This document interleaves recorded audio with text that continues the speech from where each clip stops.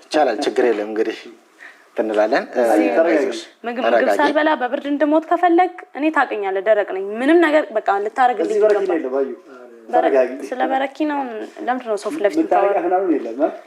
ድርጅቱም ያው እንግዲህ አንተን ለማመስገን እንደማበረታቻ ነው ሰርቲፊኬቱም አዘጋጅተናል።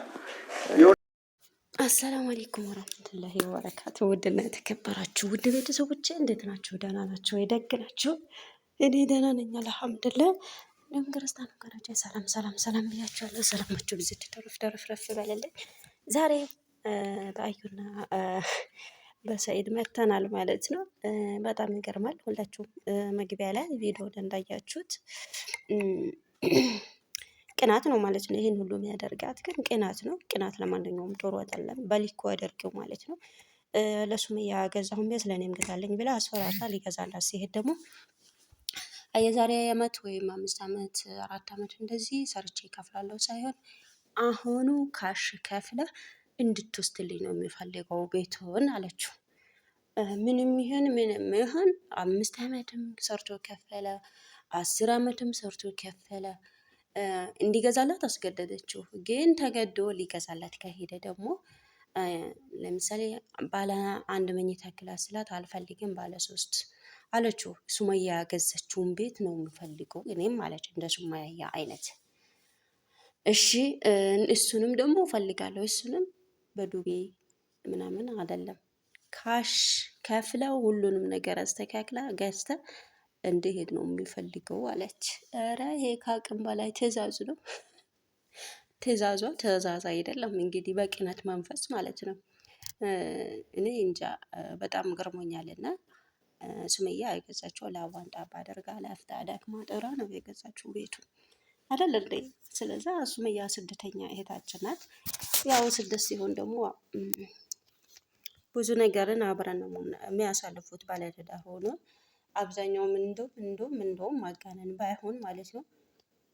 አብዛኛውን ጊዜ ሴቶች ነው ደፋ ቀና የሚሉት ማለት ነው። ቤታቸውን ለማስተካከል ለወጡበትን ኑሮ ለማስተካከል ከተጋቡም በኋላ እርጉዝ ሆኖ ሰው ፊት እየገረፋቸው የሚሰሩት ሴቶች ናቸው። ሱመያ እንደ ማንኛውም ስደተኛ ናት። ደፋ ቀና ብላ የያዘችውን ቤት እንደ ሱመያ እኔ ካልገዛሁኝ ብላ መከራከሩ ተገቢ አይደለም። ምክንያቱም ሱመያ ከሰኢድ እኩል ብዙ ነገር ልታሳልፍ ትችላለች። ምክንያቱም የመጀመሪያ ሚስቶች ብዙ ደፋ ቀና ይላሉ። ግን እንደዚህ ሁለተኛ ተደረባችሁ የምትመጡ ሴቶች ግን ከመጀመሪያው ሴት ጋር የሚያንቀዠቅዣችሁ ነገር እኔ በጣም ነው የሚገርመኝ። ቅናት ያንገበግባችኋል። ገና ሳትሰሩ ሳትለፉ ሳትደክሙ እሷ ያተኘችበትን እኔም ካልተኘው እሷ የምትበላውን እኔ ካልበላው እሷ በቃ ያለችበት ቤት ከሷ የተሻለ ቤት እኔ ካልኖርኩኝ ትላላችሁ። እሷ ግን ለምሳሌ ለዚህ የደረሰችው ለፍታ ደክማ አይደለም። እንዳንቺ በቃ ይሄን ካልሰራህልኝ ይሄን ካላደረክልኝ ብላ አይደለም። ይሄንን እናደርግ ይሄንን እንይዝ በዚህ በቃ እናስተካክል ተባብለው ነው ኑሯቸውን ለዚህ ያበቁት። ግን ሁለተኛ ሚስት ሆናችሁ ስትመጡ ምንድነው ሳትለፉ ሳትደክሙ ሳትጥሩ ላባችሁን ጣባ ሳታደርጉ መጀመሪያ ሚስት ላይ መታችሁ የምትቀኑት ቅናት ተግባር አይደለም፣ አግባብም አይደለም። ምክንያቱም ማንም ሰው የሚበላው የላቡን ነው። እሷ ለፍታ ብትይዝ የለፋቷን ነው የያዘችው ቤት። አንቺም ለፍተሽ ጠረሽ ደክመሽ መያዝ ትችያለሽ ከሷ የተሻለ ማለት ነው። ግን ባልሽን ከሷ ሱመያ ያገዛችውን ቤት እኔ ካልገዛው ሞቼ ይገኛለሁ እሱንም ካሽ ካልሆነ ብለሽ ባልሽን የምታስጨናንቀው ምንድን ነው እንጂ ሰኢድ ለልጆቹ ኖርበት እንጂ ተይሆ ለልጆቹ አያስፈልግም። ምን ይሄን ያክል ምሳሌ ካሽ ብር ላይ ነው ይችላል። ይሄ ግዴታ ደግሞ አግባብ አይደለም። አንድ ሰው አቅሙ በቻለው ተከራይቷልሽም ኖረ አቅሙ የቻለውን ቤት ከገዛልሽ በቂ አይደል እንዴ? እሱ ያገዛችውን ቤት ካልገዛሽ እሱንም ደግሞ ያው ካሽ ካልሆነ ሁሉንም ነገር አፈጻጽማ ካልሆነ እኔ አልፈልግም እኔ ደረቅ ነኝ ብለሽ የምትዩ ከደረቅም በላይ ደረቅ ነሽ አዩ ማለት ነው። እኔ ከምር በጣም ነው የገረመኝና እንደዛ ማለቱ ለምን አግባብ ምን ነው አስጨናነቀሽ ስጥል ታደርግ ነው እንዴ? ሱሚ ግን እሷ የልጆች እናት ናት።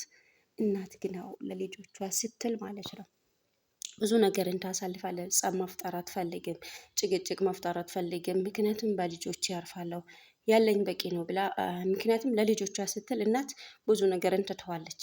አንቺ ግን የሱመያ ቅናት ሱመያ ግን ከሱ ባትኖርም ከሱ ብትለይ ምንድን ነው የምታስበው? ለልጆቿ እሱ አባት ለልጁ መከታ ነው አይደል? ስለለዛ ምንም ቢሆን ያው ልጆቹ ራሳቸውን ሲችሉ አባቴ ብሎ መሄዳቸው አይቀሩም። አባቴ ብሎ መጥራታቸው ስለማይቀራ እኔ ከሳይድ ምንም ነገር አልፈልግም። ያው ሁሉንም ነገር ራሴ ችዬ ልጆችን እያኖርኩ ነው። ስለዛ ለልጆቼ ይኑርልኝ ተዊው እያለች ነው። ትክክል ነው። ምክንያቱም ልጅ ያለ አባት ማሳደግ በጣም ከባድ ነው።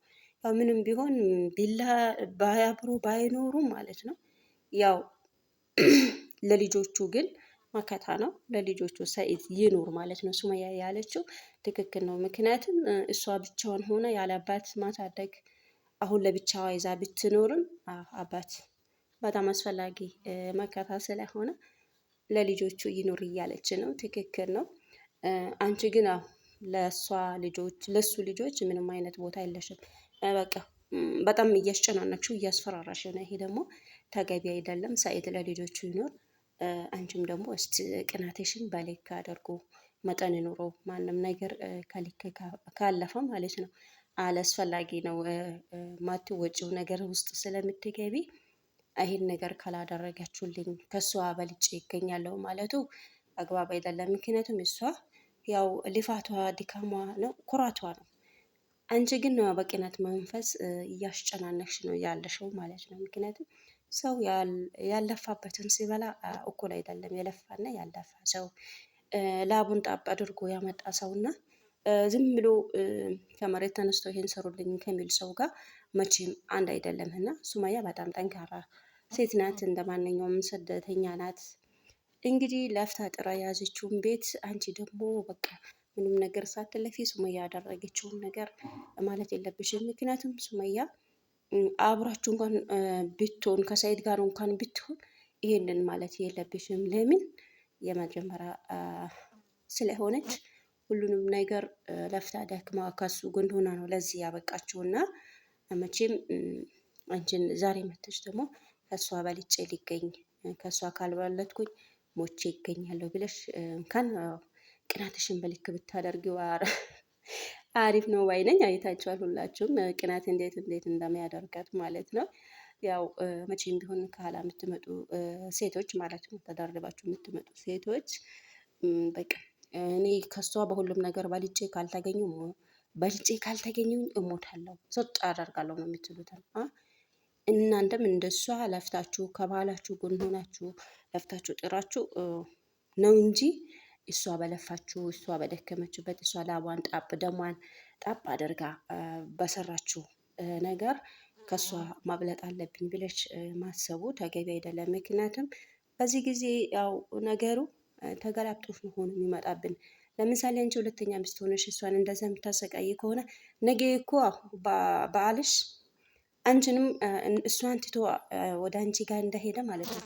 አንቺንም ትቶ ሌላኛው ሲያመጣ ደግሞ ምን ትላለች? ሌላኛው እንደዛ ነው የምትናገረው። እና ስለዛ ቅናታችንን በስነ ስርዓት ማድረግ አለብን፣ ትንሽ ዝቅ ማድረግ አለብን ማለት ነው። ምክንያቱም የምንበላው የምንጠጣው ካላጣን እሷ የያዘችውን ነገር እኛም ለፍተን ደክመን ሰርተን ማግኘት ስለምንችል ባለፋነው ነገር ባልሰራነው ነገር ደግሞ አይ ይሄ በቃ ከሷ መብለጥ አለብኝ የሚውለው ነገር ከንቶ ነው።